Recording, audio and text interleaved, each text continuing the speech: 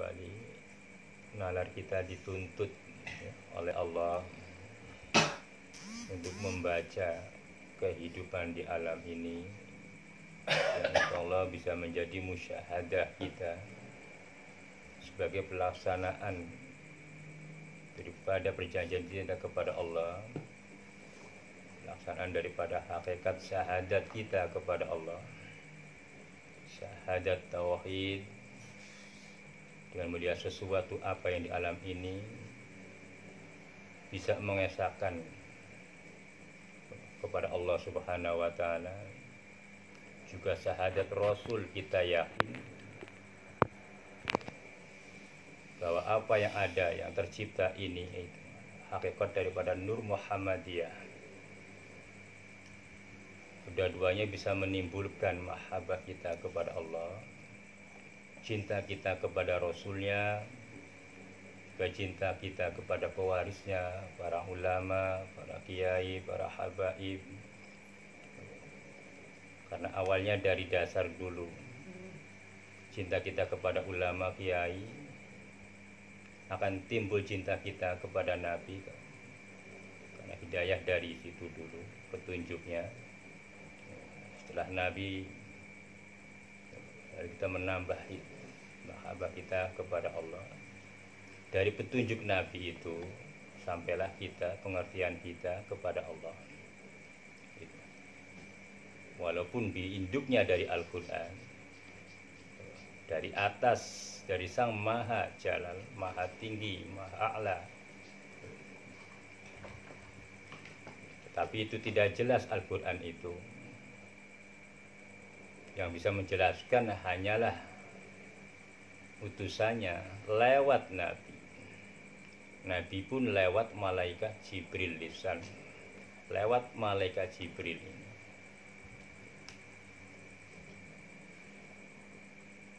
Paling jika Allah langsung bisa saja terjadi. Itulah perjalanan wahyu. Kenapa kita wajib juga mengimani pada malaikat, makhluk-makhluk yang tidak tampak di alam ini, maka hukumnya diitikadkan, diyakini. Yakin tidak yakin, harus yakin. Sebab untuk lebih yakin sebetulnya kita harus mengenal hakikat daripada malaikat itu sendiri. Nanti di bab 2 ada itu. Besok malam 1 sampailah kepada penjelasan itu. Tambah yakin kita betul apa sih hakikat malaikat ini sebagai tentaranya Allah. Padahal kita sudah berkali-kali mendengar tentang nur bi anwarihi dengan beberapa nur-nurnya Allah. Di antaranya adalah malaikat-malaikat itulah yang jadi tentaranya Allah itu. Hanya dikatakan malaikat, tetapi sungguh hakikatnya adalah nurnya Allah. Gitu. Ini supaya kita mengerti tentang beriman kepada malaikat, toh hakikatnya itu adalah nurnya Allah. Beriman kepada Rasul sama juga, hakikatnya ia adalah utusan Allah dalam bentuk kedua-duanya. Ya musyahidan, bisa disaksikan dalam bentuk hadis, barang baru manusia, tapi di dalamnya adalah ruh yang juga adalah ciptaan Allah. Lahirlah utusan Allah sampai pada utusan terakhir Nabi kita Nabi Muhammad SAW, yang menurut kitab Al-Quran, di dalam Sirul Adham dijelaskan itu, atau di dalam kitab Durun Nafis karang Syekh Muhammad Nafis bin Husain Al-Banjari, dijelaskan di situ, karena Allah ingin memperkenalkan dirinya awalnya begitu. Kan bagaimana kita mengenal Allah kalau tanpa ada sesuatu yang untuk mengenalkannya? Maka Allah ciptakan nur darinya. Disebut nur Muhammadiyah, nur yang terpuji. Nah, nur inilah yang kelak akan diterapkan, ditetapkan, disemayamkan pada diri Nabi Muhammad Shallallahu Alaihi Wasallam. Jadi pada hakikatnya nur itu nurnya Allah. Maka kalau kita melihat sudah begitu, maka habis punahlah semua yang ada di dunia ini. Karena apa? Semua yang hadir yang ciptakan ini itu asalnya dari nur Muhammad. Pertama, dari nurnya Nabi ciptakan air. Dari air ini lahir berbagai macam, termasuk lahul mahfuz, surga, neraka. Itu dari nur Muhammadiyah, nur yang akan diterapkan kepada diri Nabi. Karena itulah Nabi sebagai waris Al-Quran dari Allah, wahyu yang terbesar. Karomah yang paling agung di dunia ini adalah Al-Quran. Maka hakikatnya Al-Quran tidak seperti apa, tidak ada yang tahu, tidak ada yang mengerti kecuali Allah dan Rasulnya. Jadi tidak bentuk dalam suara. Al-Quran itu la sautu wala harpun, tidak bersuara,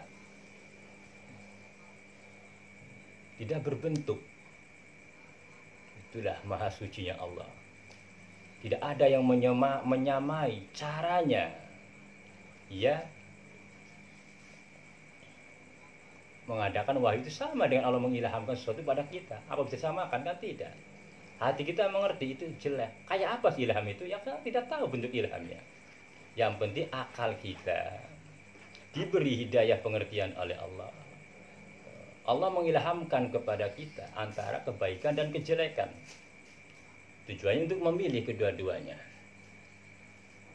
Ini ya dalil yang mengatakan tentang takdir mualak, manusia pada dasarnya diciptakan bukan untuk kebaikan dan juga bukan untuk kejelekan. Tetapi Allah menciptakan baju pada dirinya, pada diri manusia. Apa? Dengan mengilhamkan dua perkara itu, baik dan jelek, lalu memilih. Tetapi kenyataannya manusia banyak memilih kejelekan, menolak kebaikan. Jadi kita kembali kepada awal penciptaannya begitu. Tinggal usah juga hadisnya lagi sudah. Dan juga tidak bakalan ngerti, yang penting sudah masakannya aja. Allah ciptakan awalnya nur dari dirinya. Sebut nur Muhammadiyah. Ini hakikat Muhammadiyah. Ini kuat baru ngerti. Jadi kita jangan mengarah kepada bentuk jasadnya Nabinya. Oh, Nabi yang dibuka. Nah, itu.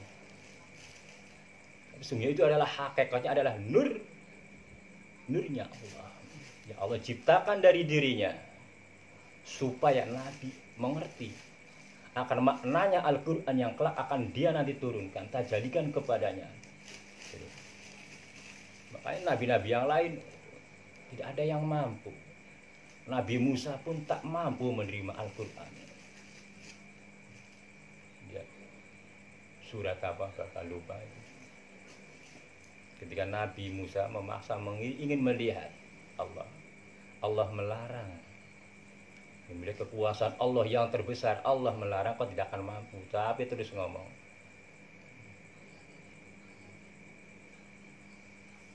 Yang ada khosyatillah itu. Ala jabali. Maka Allah memberikan gambaran ukuran kepada Nabi Musa. Jikalau kau mampu melihat gunung itu, melihat nur, maka gunung itu tidak akan hancur. Ketika Allah bertajali, membuka sifat kesempurnaannya kepada Nabi Musa, tak mampu melihat itu. Akhirnya pingsan. Itulah Al-Quran, betapa agungnya. Tapi Nabi tidak gemetar, tidak.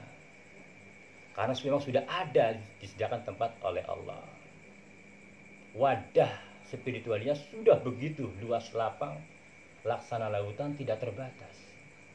Itu ma'rifatnya Nabi. Ketika turun ayat-ayat Al-Quran itu, Tak itu surat waqiah tentang kiamat, Nabi tahu kiamat itu seperti apa. Nabi terakhir dijadikan jasadnya dalam urutan kerasulannya. Tetapi Nabi mengetahui awal kejadian Nabi Adam. Coba bayangkan itu. Buktinya ada di Al-Quran. Peristiwa awalnya Allah menjadikan jasadnya Nabi Adam. Banyak malaikat yang protes. Dan di antaranya pun banyak yang akhirnya tidak mau juga mengikuti perintah Allah. Karena ia merasa sudah lama dijadikan. Itu namanya sifat egois, gengsi. Makanya gengsi itu sifatnya setan. Angkuh, takabur itu sifatnya iblis. Tapi iblis itu mengakui keagungan Allah. Tuh, coba bayangkan. Setan, iblis itu mengakui keagungan Allah. Lah manusia banyak yang lupa dengan keagungan Allah, kalah dengan setan. Makanya dalam Al-Quran itu mengatakan, demi keagunganmu ya Allah, karena aku sudah terlanjur menjadi hamba yang akan menjadi keraknya neraka, akan kugoda anak cucu Adam supaya banyak menjadi pengikutku. Allah jawab, silakan. Tetapi jangan coba-coba. Itu bagi orang-orang mukmin, kau tidak akan mampu. Nah, ini kata-kata mukmin ini yang seperti apa?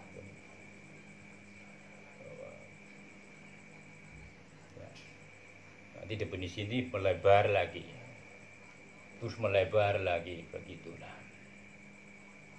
Ayat-ayatnya Allah satu kalimat saja itu mujmal, gemblengan. Nah, nanti besok bagaimana Allah bertajali. Maknanya bertajali apa? Memantulkan, memperlihatkan kesempurnaan dengan mencolok sifat sempurnanya kepada hamba yang dikaruniai. Tapi kita jangan berhayal. Orang-orang kayak begini, sholatnya masih berhayal, ingin diperlihatkan. Alah, orang di otaknya juga masih terlihat gambar-gambar. Aduh, tidak karuan BH, kota. Berhayal begitu. Itu kan kesucian Allah. Ya, jika ingin terbuka, ya sucikan hati kita. Wadahnya sucikan dulu. Caranya bertasbih kepada Allah. Maknanya tasbih itulah hakikatnya begitu. Ucapannya subhanallah, hakikatnya perilakunya kita mensucikan hati kita, menjauhkan dari perkara apa saja yang mengotori hati. Tuh hakikat daripada tasbih. Belum ada yang paham begini. Tahunya subhanallah walhamdulillah wala apa pelaksanaannya. Kan begitu. Sebatas syariatnya mereka mengerti. Baca tasbih, pahala sekian, pahala gundul. Kalau nggak mengerti di baliknya itu, jangan berharap pahala di akhirat. Hanya kau bisa menghitung-hitung pahalamu saja di dunia. Begitu. Begitu pun kita bismillah, mau makan bismillah, mau minum bismillah, bangun bismillah, apa dulu bismillah itu, Lek. Kan begitu.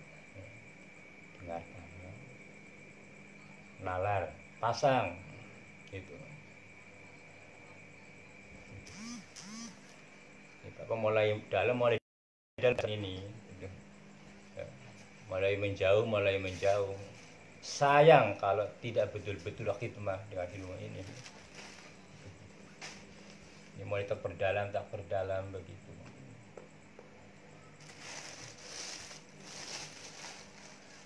Makanya ketiga nanti dalam bab hakikat besok sampai kepada bab hakikat. Makanya ada sekelompok orang mengatakan Nabi tidak pernah mengajarkan hakikat, kan goblok-gobloknya manusia. Terlalu pintar, kepintaran. Dulu itu nggak ada torekot, nggak ada hakikat, nggak ada makrifat, gundulmu. Justru itu diadakannya Al-Quran, diilhamkannya, diwahyukannya Al-Quran itu untuk memakrifatkan manusia mengenal Tuhannya. Kok kenapa tidak ada makrifat, kan kok namanya kepintaran. Ya orang kali ini dilangsungkan kepada jidat-jidat hitam itu. Bapak berani ngomong. Iya, mereka mengatakan tidak haram, bid'ah, peringatan. Loh, Nabi sendiri mengadakan peringatan loh. Justru yang pertama mengadakan peringatan itu Nabi dulu. Nanti terbuka. Tapi tahan dulu, biar mereka berpikir. Gitu. Oh iya, apa sih? Kapan pernah Nabi mengadakan peringatan? Nah ini kan tanda tanya. Gitu. Kalau nanti kalau sudah dibuka, oh iya ya, alah, orang setahu kulit ari dalam pembahasan tafsir. Kenapa para ulama mengikuti ahli sunnah wal jamaah? Karena Nabi sendiri yang mengajarkan peringatan-peringatan itu.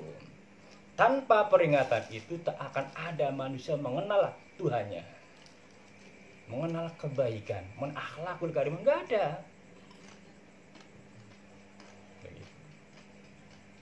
Dalilnya apa? Dalilnya gamblang, kalau dijelaskan. Oh iya ya, begitu sudah. Ada peringatan Maulid, peringatan Isra Mi'raj, apalagi banyak peringatan-peringatan. Sengaja Bapak simpan kali pengertian itu, biar rame dulu. Jadi nggak usah banyak kita komentar tentang penjelasan tentang dalilnya. Pakai otak saja sudah ketemu. Gitu. Tapi itu adalah karunia dari Allah juga. Mengerti begitu, ya semata-mata ilham dari Allah. Dan alhamdulillah, jawaban itu sudah ada, sudah terpendam. Tinggal kapan saatnya nanti Bapak buka begitu. Sama dengan hikmahnya orang berpuasa, melihat orang yang berhasil dalam bulan puasa mendapatkan berkahnya, itu akan jelas. Jelas itu akan nyata nanti setelah bulan puasa. Nah, itu juga alhamdulillah Bapak mendapatkan pengertian itu. Tapi nanti juga. Misalkan sekarang nanti Bapak banyak rekayasa lah biar dikatakan dapat berkahnya bulan Ramadan. Biar dibilang nanti dapat Lailatul Qadar. Wih, rekayasa nanti pura-pura. Terpaksa ini Bapak pendam dulu pengertian itu. Nanti tak ungkapkan. Bagaimana golongan orang yang dapatnya cuma begini. Ada sebagian orang yang sama sekali tidak merasakan kebahagiaan akan datangnya Idul Fitri. Dan ada sebagian lagi orang yang merasakan kecewa, merasakan menyesal. Itu nanti akan terungkap. Siapa mereka? Mereka yang mendapatkan keberkahan di bulan Ramadan. Dan siapa mereka-mereka yang mendapatkan hanya sebatas lapar dan dahaga saja. Itu akan terungkap nanti. Ya bisa tahun depan kalau Allah memberikan umur panjang. Tapi tetap akan saya pendam dulu. Kalau dikatakan nanti banyak motokopi. Bisa menyampaikan, tapi tidak mau melaksanakannya. Sayang. Suatu saat nanti orang tertentu dekat Bapak saja yang mengerti nanti. Gitu. Jadi kita kembali kepada hakikatnya Nabi Muhammad SAW begitu ya. Supaya kita merasa diri kita adalah bagian daripadanya. Karena Nabi mengatakan anak abul arwah, aku adalah bapaknya ruh.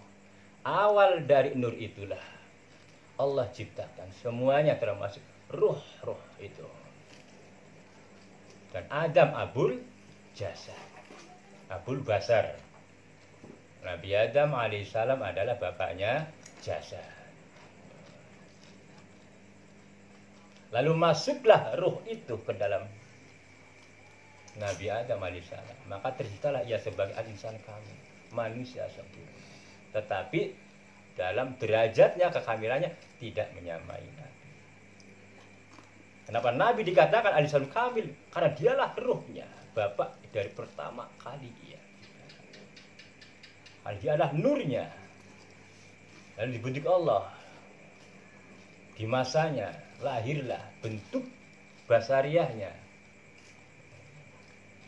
Maka masuklah Nur Muhammadiyah, sempurnalah. Karena dari Nabi lah terungkap sifat-sifat jalalnya Allah. Kesempurnaan sifat maha tingginya Allah ada di dalam diri Nabi. Kesabarannya, begitu luas menanggung resiko umatnya. Nabi tidak terbatas dari awal sampai akhir.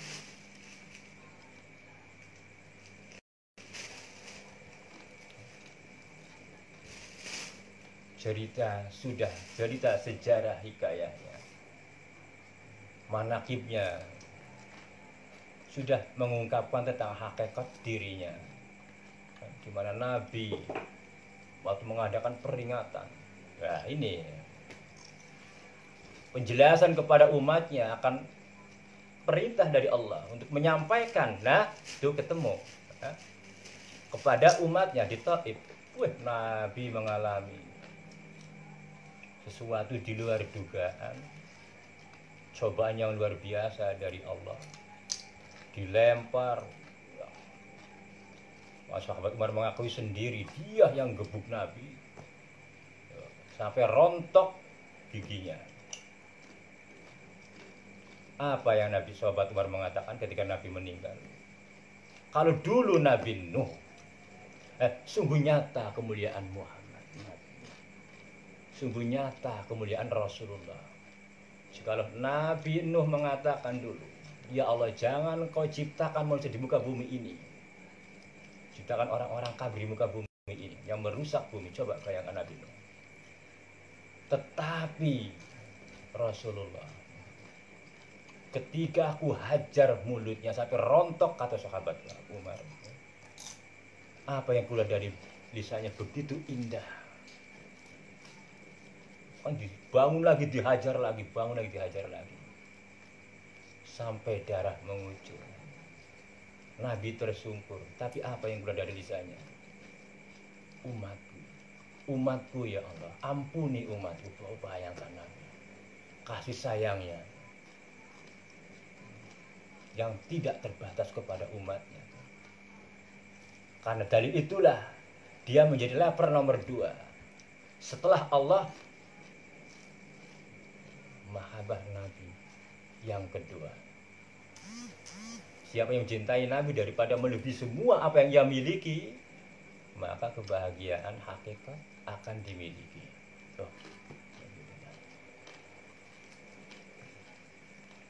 Ini kita mengerti antara kita dengan baginda Nabi itu ada apa? Dalam kitab-kitab karangan Syekh Arsyad, kita berencong apa namanya untuk Nabi. Orang-orang mungkin diciptakan dari keringat dadanya Nabi. Nah, ini bahasa syariat itu, bahasa hakikat itu dimaknai oleh orang-orang yang tidak sampai kepada hakikatnya. Ini yang berbahaya. Akhirnya cerita orang mukmin itu diciptakan dari Nabi, dari keringat dadanya. Itu maknanya apa? Dari keringatnya. Nah, kalau dari keringat kelek itu orang-orang apa? Dia tidak sampai mengenali, sampai mengerti akan isi maknanya itu. Tapi cerita ini yang berbahaya begitu. Ya, timbul tanggapan yang tidak benar, tidak tepat pada arahnya. Gitu. Lanjutkan lagi. Ya. Kita mengaji tasawuf itu ini sudah urusan batin sudah. Penilaian dengan nalar hati.